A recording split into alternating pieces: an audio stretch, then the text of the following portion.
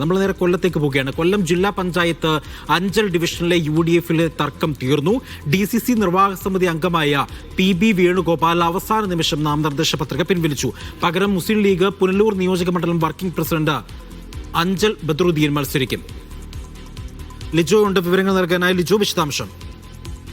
Aji, UDF വലിയ രീതിയിലുള്ള പ്രതിസന്ധി ഉണ്ടാക്കിയതായിരുന്നു ജില്ലാ പഞ്ചായത്തിലെ അഞ്ചൽ ഡിവിഷൻ സംബന്ധിച്ച തർക്കം. ലീഗും കോൺഗ്രസും തമ്മിലായിരുന്നു ഒരു തർക്കം ഉണ്ടായിരുന്നത്. നേരത്തെ ചിതറ ഡിവിഷനിൽ മത്സരിച്ചിരുന്ന ലീഗിന് ഇത്തവണ അഞ്ചൽ ഡിവിഷൻ നൽകിയായിരുന്നു. എന്നാൽ അത് അവസാന നിമിഷം നടന്ന ഒരു ചർച്ചയുടെ ഭാഗമായിട്ടായിരുന്നു അഞ്ചൽ ഡിവിഷൻ നൽകിയത്. ഇതിനെതിരെ പ്രാദേശികമായി ഉയർന്നു വന്ന ഒരു എതിർപ്പും അതിന്റെ ഭാഗമായിട്ടായിരുന്നു DCC നിർവാഹക സമിതി അംഗമായി PB വേണുഗോപാൽ പത്രിക നൽകുകയും ചെയ്തിരുന്നത്.